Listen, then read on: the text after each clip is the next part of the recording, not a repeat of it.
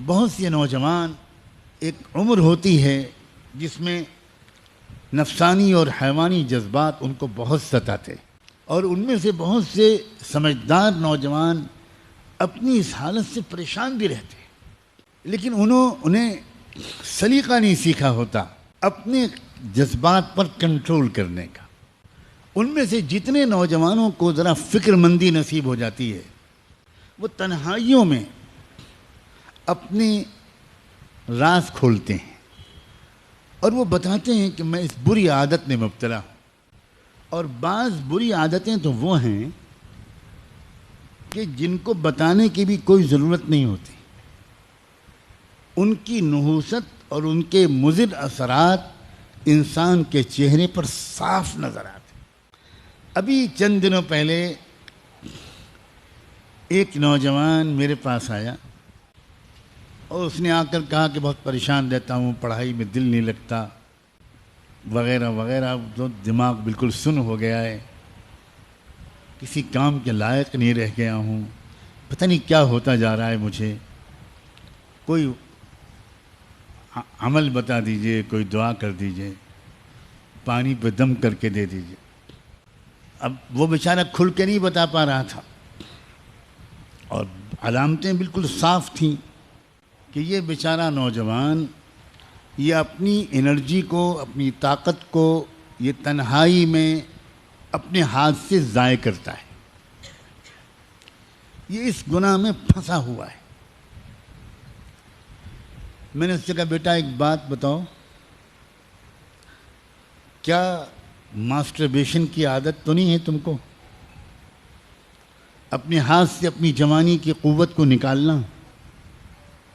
بس ایک دم سے رو پڑا اور کہنے لگا حضرت 10 سال ہو گئے ہیں میں اس بیماری میں مبتلا۔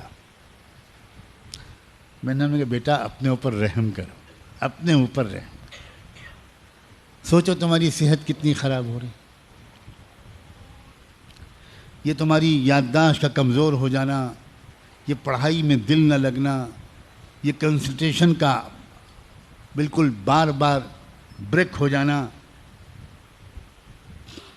سستی، کاہلی، نوجوانی کی اس عمر میں بدن میں کمزوری، یہ کسی سحر جادو چکر کی وجہ سے نہیں ہے، یہ صرف اس عادت کی وجہ سے۔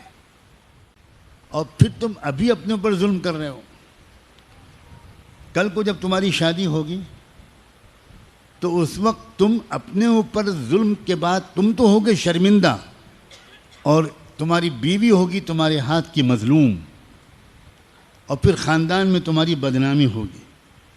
وہ بیوی 2-4 مہینے انتظار کرنے کے بعد اپنے گھر میں شکایت کرے گی کہ یہ شوہر میرے لائق نہیں۔ چھٹکارا دلوائیے اس میں۔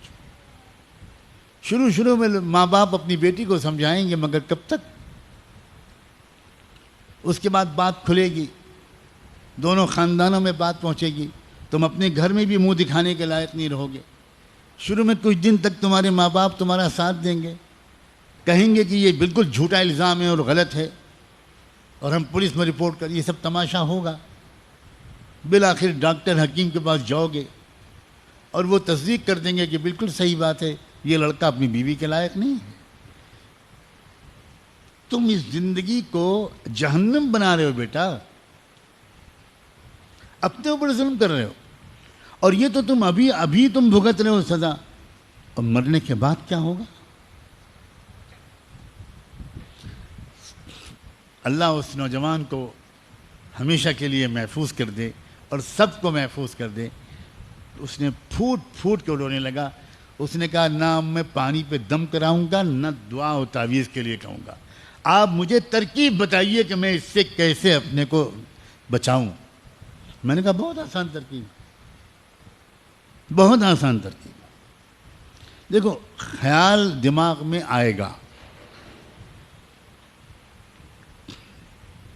خیالات کے آنے کو شروع میں روکا نہیں جا سکتا، بالکل آئے گا۔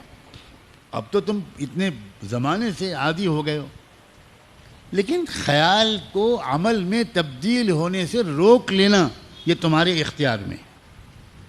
اور اس کی ترکیب یہ ہے کہ تم فوراً اپنی حیت بدل لو. اگر تم لیٹے ہوئے ہو، بیٹھے ہوئے ہو، اکیلے ہو، کھڑے ہو جاؤ، اٹھ جاؤ، چہلنے لگو، چلنے لگو، وضو کرو فوراً، 2 رکعت نماز کی نیت باندھ لو، تسبیح پڑھنے لگو، درود شریف پڑھنے لگو، مکہ مدینے کو یاد کرنے لگو، اپنی ذہن کو ادھر سے ہٹاؤ. 2 منٹ کے اندر سارا بھوت اتر جائے گا، تم نارمل ہو جاؤ. اتنی سی قوت ارادی، اتنی سی ول پاور تم کو اس تباہی سے بچا سکتی ہے. قطعاً مشکل نہیں. لیکن کیا کریں ہمارے بچے، اور اب تو بچیاں بھی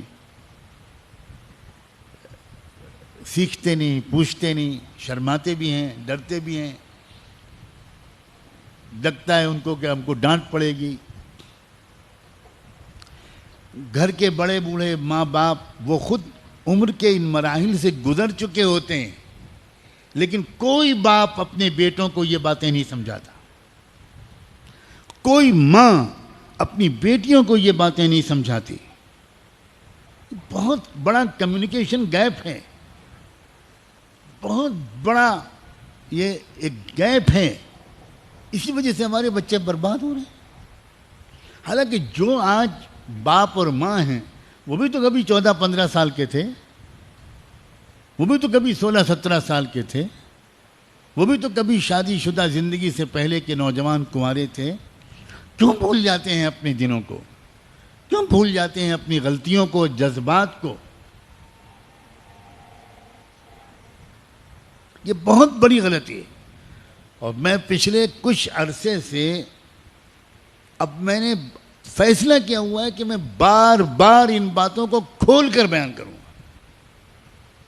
کیونکہ مجھے جب بھی ایسی باتیں میں نے کھول کر بیان کی ہیں، مجھے 50 سے 100 تک میسیجز یا ای میل ملے ہیں کہ تھینک یو ویری مچ مولانا، اللہ آپ کو جزائے خیر دے. وہ بیان میں میری آنکھ کھل گئی اور ایسی ترکیب آپ نے بتا دی کہ مجھے 1 سال ہو گیا، مجھ سے وہ غلطی دوبارہ نہیں ہوئی. اس کا مطلب یہ ہوا کہ ہمارے عزیز نوجوان بچے یہ ہمارے جگر کے ٹکڑے ہیں بھائی، یہ ہماری امت کا مستقبل ہے، یہ قیمتی لوگ ہیں. ان کو ذرا سے مشورہ دے دیا جائے پیار سے، اور مزید اللہ توفیق دے تو ان کے لیے دعا مانگ دی جائے تنہائی میں. کیا پتہ اللہ تعالیٰ ان کو ہمت دے دے اور وہ بہت آسانی کے ساتھ اس دلدل سے نکل آئیں. جن لوگوں کا روحانی پہلو مضبوط رہتا ہے وہ بہت آسانی سے اپنے جذبات کو قابو میں کر لیتے. انہیں تو اتنا عمل بھی نہیں کرنا پڑتا جتنا میں نے بتایا. جیسے کوئی خیال ان کے دل میں آتا ہے وہ ایک دم سے استغفر اللہ پڑھتے ہیں، لا حول ولا قوت الا باللہ پڑھتے ہیں. حضرت یوسف علیہ السلام نے کیا کیا تھا؟ بھاگے تھے اور کہا تھا معاذ اللہ. اتنا ہی تو کہا تھا انہوں نے، معاذ اللہ، اللہ بچا لیجیے مجھے. بھاگے بھی اور دعا بھی مانگی. یہ بہت اہم اشارات ہیں. نقل مکانی، اس جگہ سے ہٹ جانا، پوزیشن کو چینج کر دینا، یہ سب روحانی قسم کی تدبیریں ہیں جن سے انسان بڑی آسانی کے ساتھ نفس اور شیطان کے حملوں سے بچ سکتا ہے.